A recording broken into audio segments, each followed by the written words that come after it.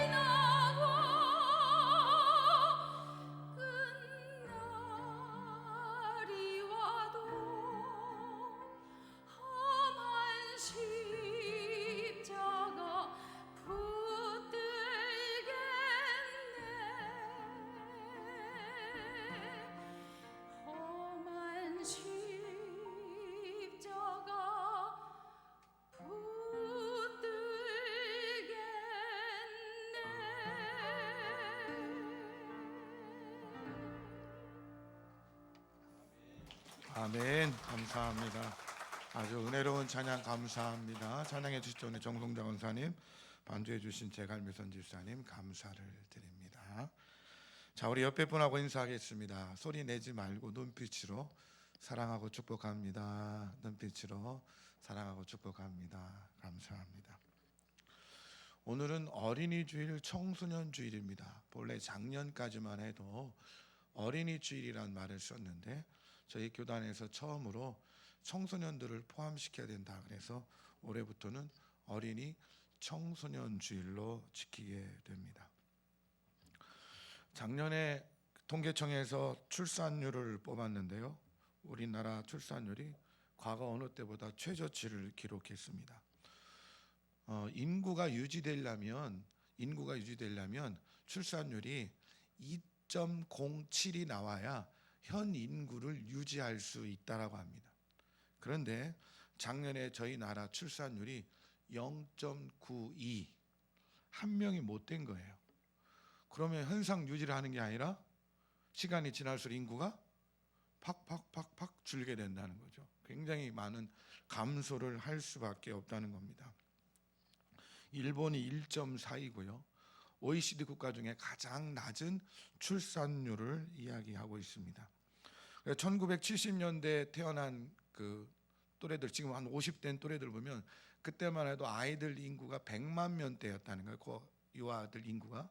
근데 지금은요 30만 명을 채 넘기지 못하는 인구로 축소가 됐다는 겁니다. 그러니까 유아 아동기의 인구가 옛날 저희 때보다도 3분의 1 이상 줄어들게 되었다는 사실입니다. 이런 사회적인 인구 감소는요 교회에도 똑같이 적용이 돼서 심각한 인구 불균형을 초래하게 되고 교회 학교 학생 수가 현저하게 줄어들게 됩니다.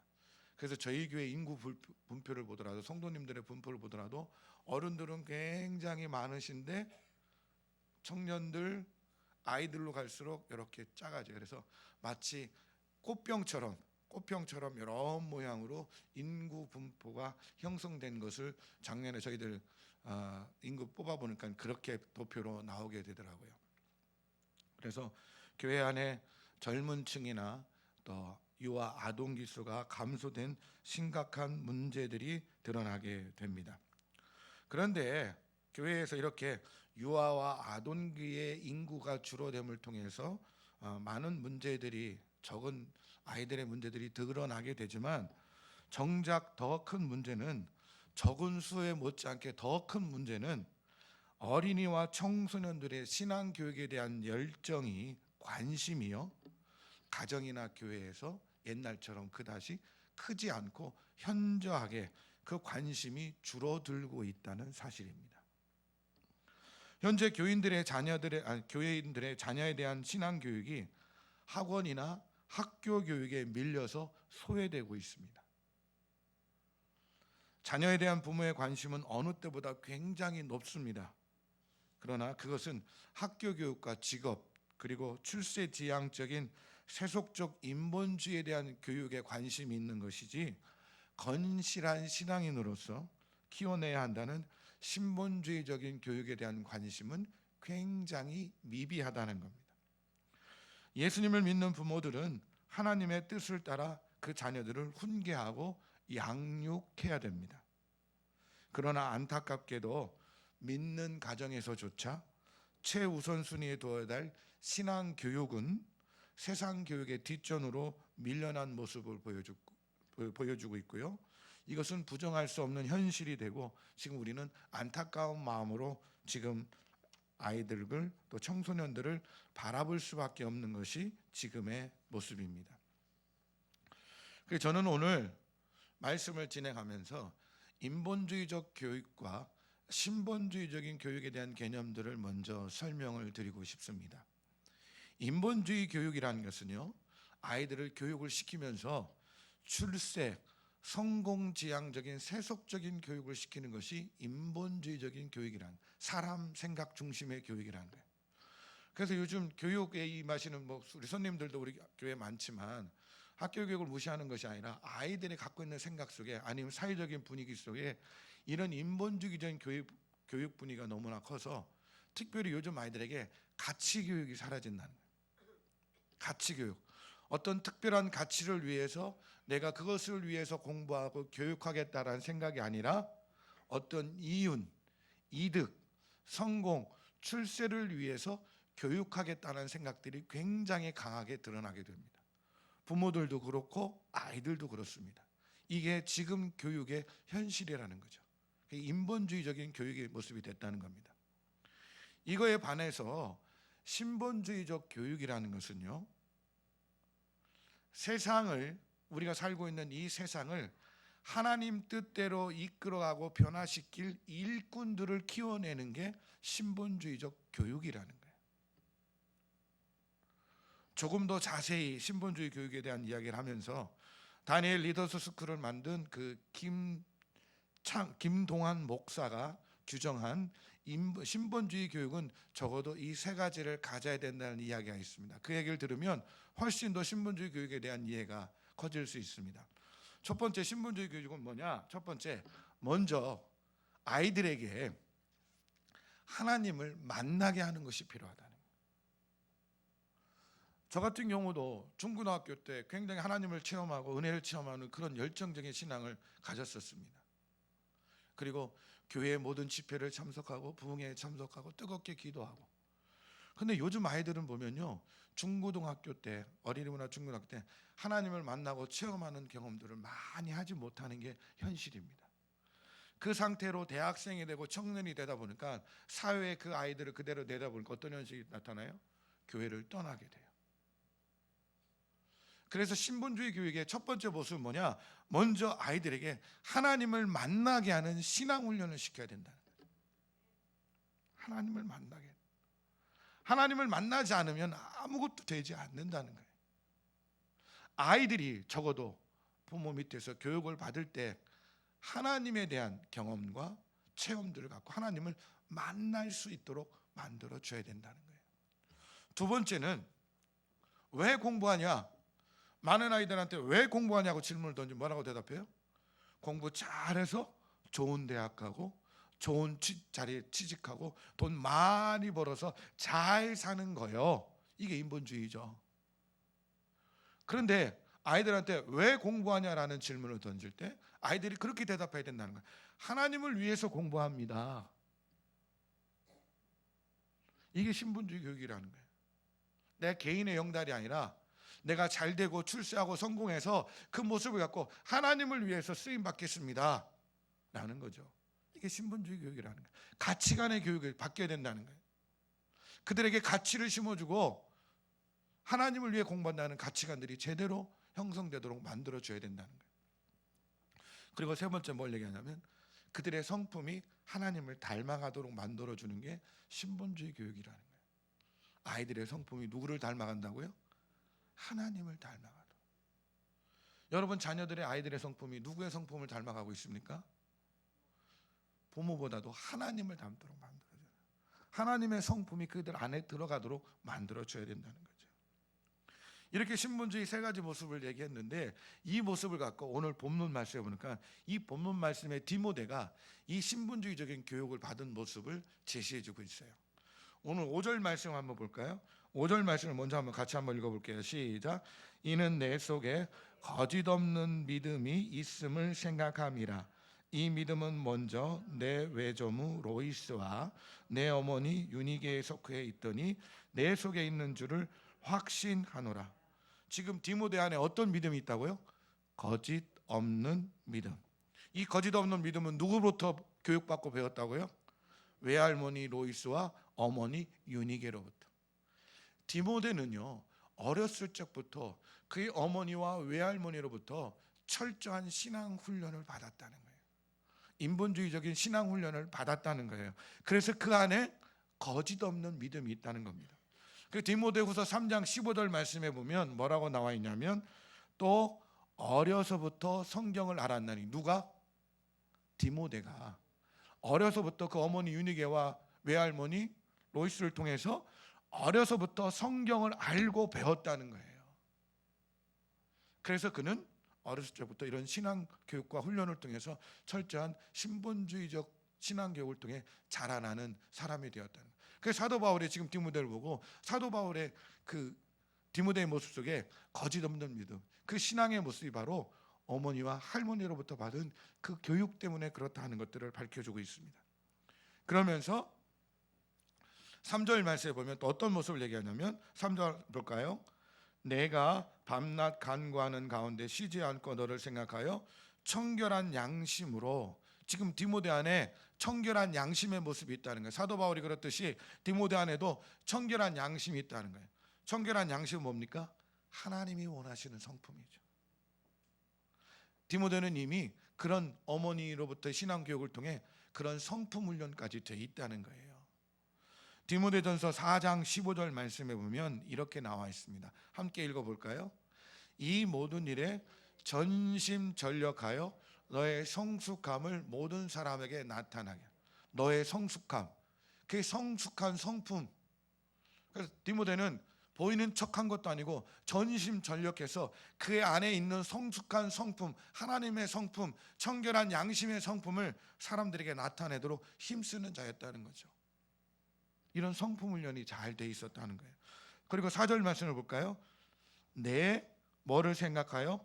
눈물. 지금 디모데의 눈물을 생각하여 너 보기를, 디모데 보기를 원함은 내 기쁨이, 사도 바울의 기쁨이 가득하게 하려 합니다. 왜 사도 바울이 디모데를 생각하면서 디모데의 눈물이 사도 바울의 기쁨이 되냐는 거예요. 이것은 바로 이 디모데가 사도 바울을 쫓아다니면서 같이 사역을 하고 목회를 할 때 디모데는 자기의 어떤 이기적인 기쁨이 아니라 주변 성도들과 사도 바울을 위해서 헌신했다는 모습을 보여주고 있는 거예요. 눈물을 흘렸다는 것은 그렇게 애쓰고 수고했던 디모데의 모습입니다. 이것은 뭐예요?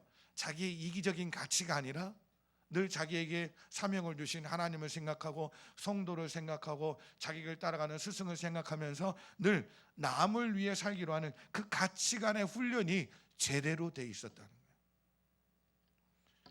이렇듯 디모데가 훌륭한 목회자가 될 수 있었던 이유는 외조모 로이스와 어머니 유니게로부터 받은 신본주의적인 신앙 교육으로 말미암아 제대로 된 신앙 교육이 돼 있었고 성품 훈련이 돼 있고 늘 가치관 훈련이 제대로 돼 있어서 그는 사도 바울에게 칭찬받고 모든 사람들에게 칭찬받는 사람이 되었다는 겁니다. 저는 여러분 모두의 자녀들도 이렇게 디모데처럼 인본주의적인 신앙교육이 잘 돼서 신앙교육뿐만 아니라 성품과 가치관이 제대로 형성된 자녀들이 되시기를 주님의 이름으로 축원합니다. 그러면 성경 속에 좀 더 구체적으로 이런 인본적인 교육과 신본적인 교육을 받은 그 두 부류의 사람들이 어떤 결과로 나중에 드러나게 되는가 하는 이야기가 담겨져 있는데요. 같은 동시대를 살았고 같은 사람 밑에서 교육을 받은 이 두 부류의 사람들이 한쪽은 인본주의적인 교육을 받았고 한쪽은 신본주의적인 교육을 받았는데 그 결과가 어떻게 달라지는지를 한번 살펴보도록 하겠습니다. 먼저요, 홈리와 비느하스입니다. 홈리와 비느하스는 누구 아들입니까? 엘리 제사장의 아들이에요. 엘리 제사장의 아들이에요. 그러니까 그 당시 이스라엘은 제사장의 아들은 또 다른 나중에 아버지의 뒤를 이어서 제사장이 되죠. 제사장이면 누구보다도 성품이나 신앙교육이 잘 돼야 됩니다. 그런 사람들이 바로 제사장이 될 수 있고 제사장의 뒤를 이으는 사람들이 될 수 있었다고 많은 사람들이 그렇게 기대를 합니다. 그런데 홈리와 비느하스의 행동은 어떻습니까? 사무엘상 2장 12절부터 17절까지의 말씀에 보면 하나님 앞에 드리려고 제사에 드리려고 고기를 삶을 때 새 갈쿠리를 갖고 와서 콕 찍어가서 그 갈쿠리에 걸리는 고기를 건져서 지들이 가서 먼저 먹어요. 그리고 하나님 앞에 번제로 드릴 그 생고기들을 자기들이 먼저 잘라달라고 해서 자기들이 먼저 먹어요. 이건 있을 수 없는 일이죠. 하나님 앞에 범죄하는 행위고 하나님의 이름을 모욕하는 행동입니다. 그리고 심지어는 2장 22절에 보면 회막문에서 시중 두는 여인과 동침을 하게 돼. 제사장의 아들로서 훗날 제사장을 이을 자녀로서 도저히 보일 수 없는 모습을 보이죠. 그때 엘리는 이야기를 듣고 그 자녀들을 꾸중합니다. 꾸중을 하지만 완전히 그들을 바로잡지 못해요. 사무엘상 3장 14절 말씀에 그렇게 표현하고 있어요. 한번 보도록 하겠습니다. 사무엘상 3장 13절 시작. 내가 그의 집을 영원토록 심판하겠다고 그에게 말한 것은 그가 아는 죄악 때문이니 이는 그가 자기 아들들이 저주를 자청하되 금하지 아니하였음이니라. 저주받을 짓을 했는데도 불구하고 엘리 제사장은 어떻게 했다고요? 금하지 않았다. 그냥 오냐오냐 키운 거예요. 그리고 자기의 뒤를 이어서 제사장이 될 걸 알고 있었기 때문에 그냥 너의 신분과 위치가 보장됐다고 생각하고 그냥 오냐오냐 키운 거예요. 엘리는 자식들이 하나님을 모독하는 것을 알면서도 올바로 찾지 못합니다. 결국 하나님의 심판을 받게 됩니다. 어떤 심판을 받게 돼요? 옴니와 비나스가 블레셋이 쳐들어왔을 때 하나님에게 언약궤를 가지고 전쟁터에 나가게 되죠.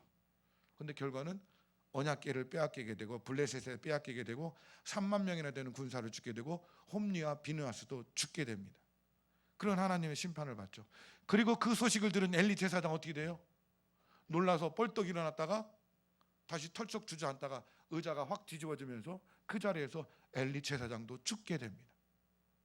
결국 자녀들의 모습을 온전히 교육시키지 못하고 양육하지 못하고 올바로 잡아내지 못한 엘리와 홈리와 비느하스는 하나님의 심판을 받게 됩니다. 엘리는 자식 귀한 줄만 알지 하나님 앞에 바르게 교육하는 것이 얼마나 소중한지를 깨닫지를 못합니다. 자신의 뒤를 이어 제사장이 되는 것은 따놓은 당상이기에 그저 귀하게만 키웠을 것입니다.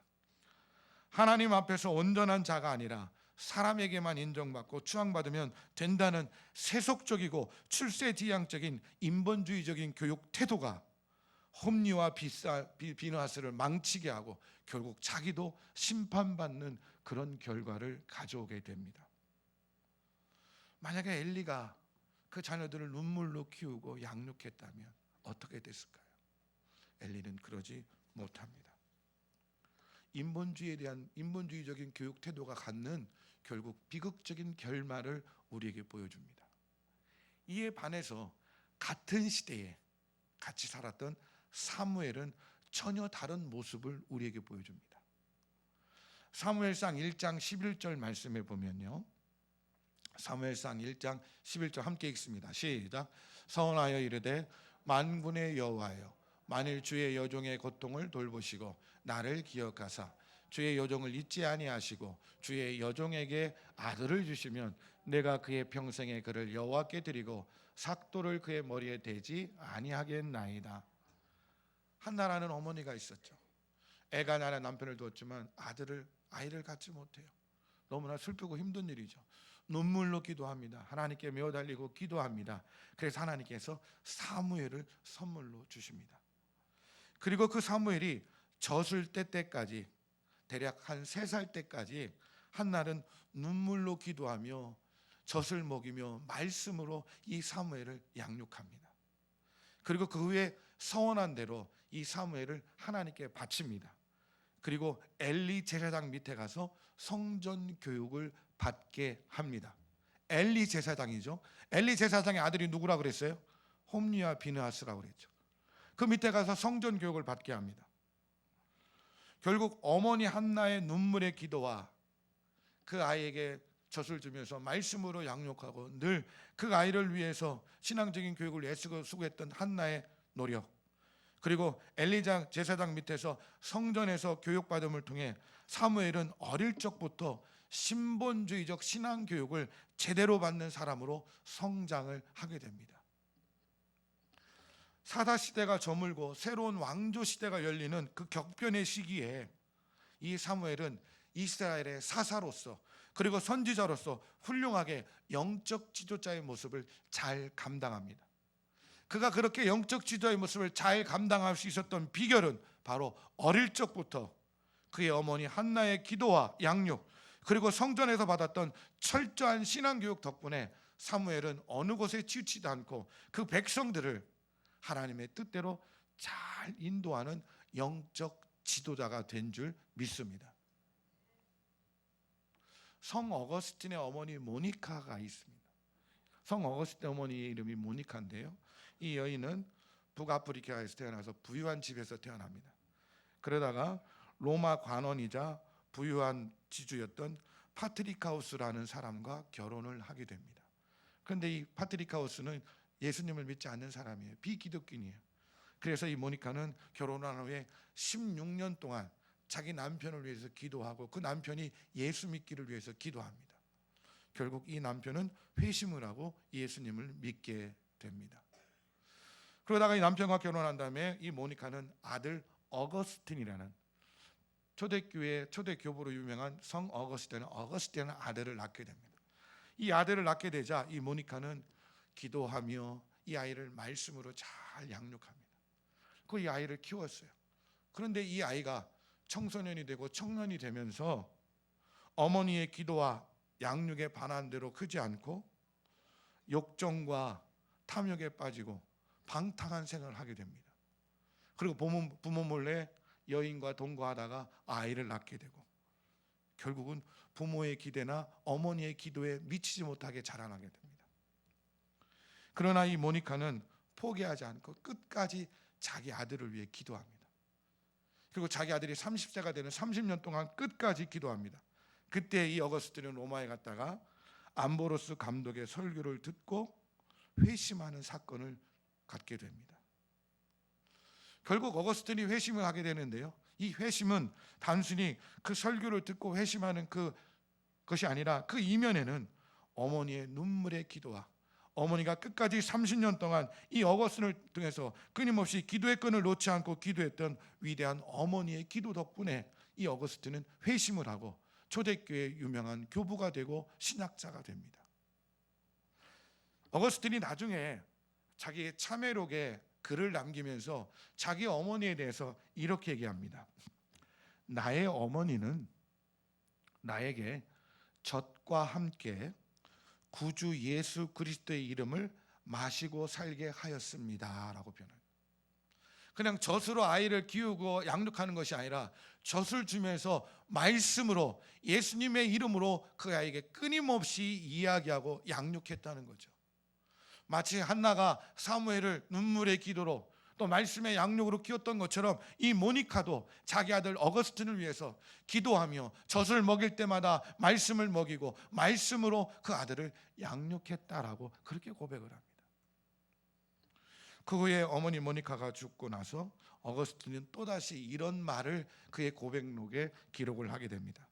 그동안 눈물로 나를 지켜내신 어머니는 죽음을 통해서 내 시야에서 떠나가셨지만 나는 하나님의 시야에서 살게 되었습니다.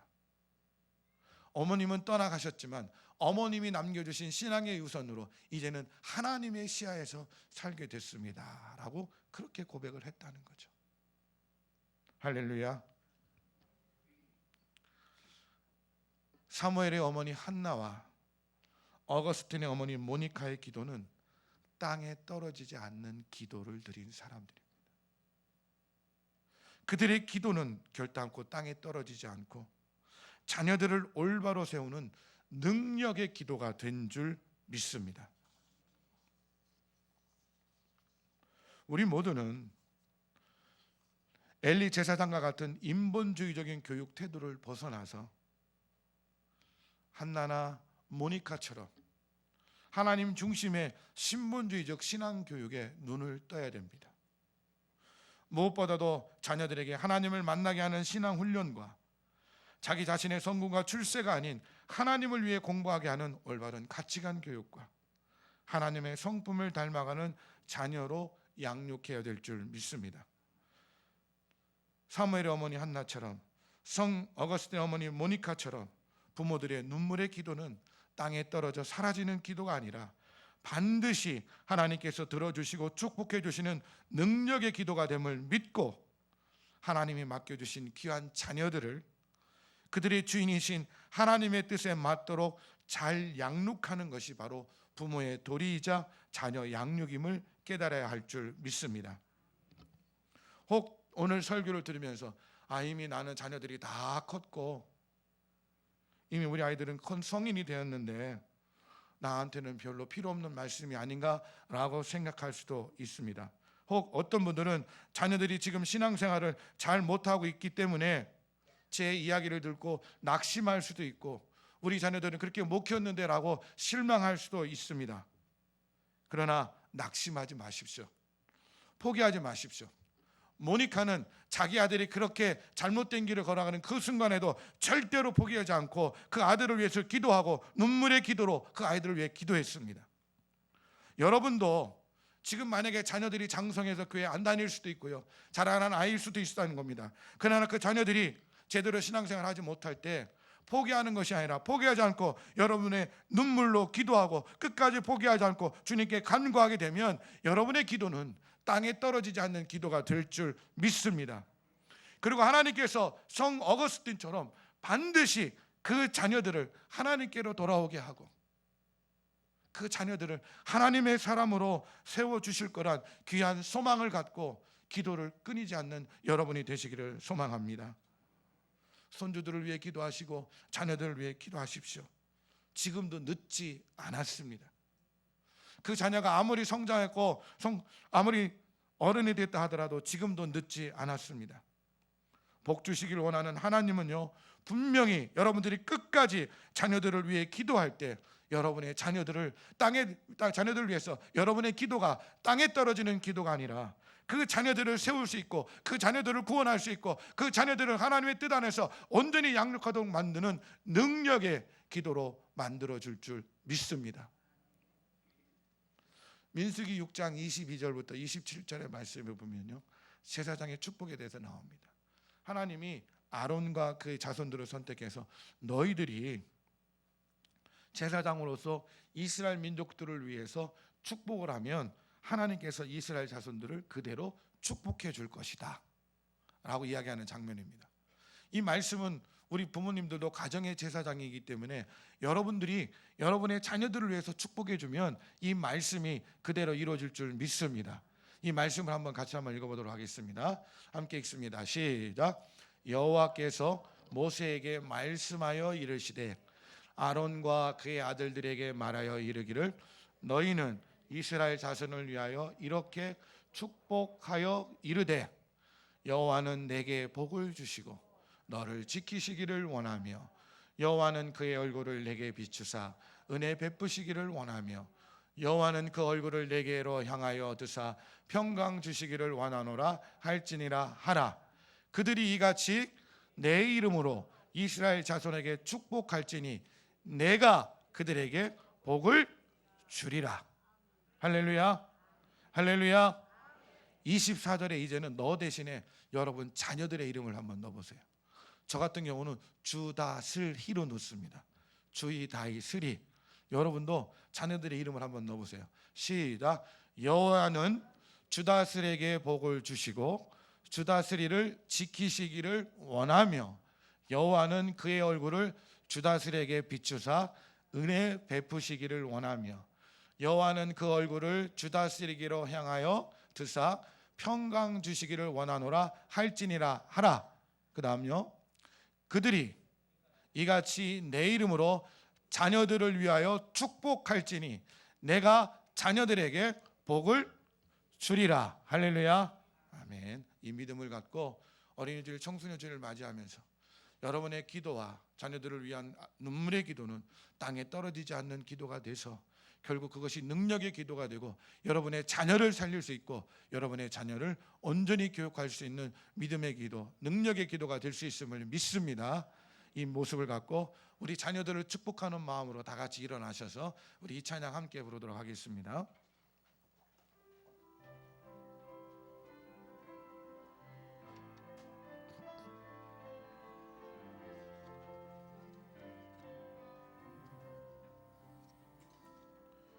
여호와는 너에게 복을 주시기를 원하며 너를 지키시기를 원하시며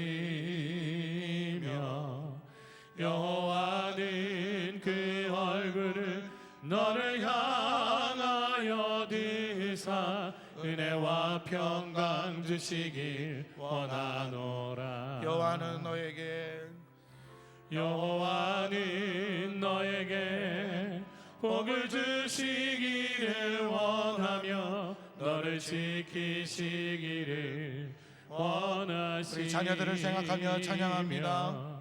여호와는 그 얼굴을 너를 향하여 드사 은혜와 평강 주시길 원하노라. 너를 보배롭고 너는 보배롭고 존귀하게 여기시는 하나님이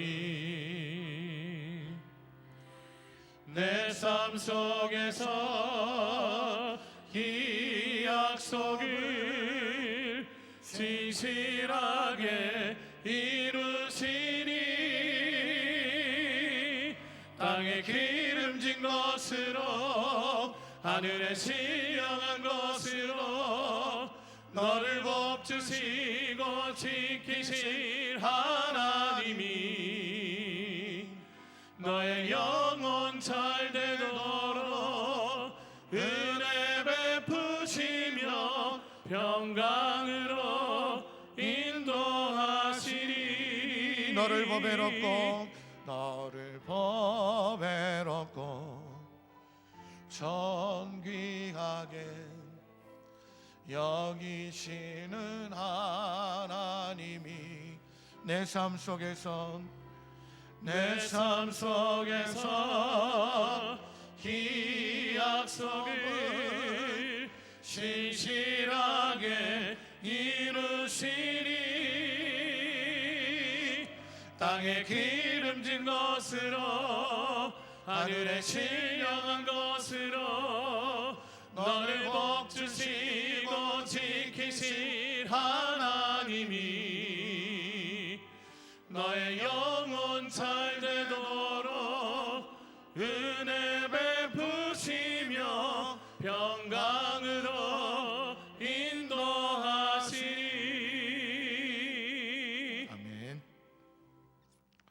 이제는 우리 주 예수 그리스도의 은혜와 하나님 아버지의 지극하신 사랑하심과 성령의 인도하시고 충만케 하심이 어린이 주일 청소년 주일을 맞이하여 이제 우리의 자녀들을 신본주의적인 신앙교육을 통해 온전히 양육하기로 다짐하는 우리 성도들과 또 그 자녀들을 위해 땅에 떨어지지 않는 눈물의 기도로 그 자녀들을 위해서 기도하는 우리의 모든 부모들의 간절한 마음들이 우리 자녀들에게 온전히 향해서 그 자녀들이 잘되고 형통하고 하나님께 축복받기를 소망하는 우리의 모든 소원들 위해 지금부터 영원토록 함께하여 주시옵기를 간절히 축원하옵나이다. 아멘.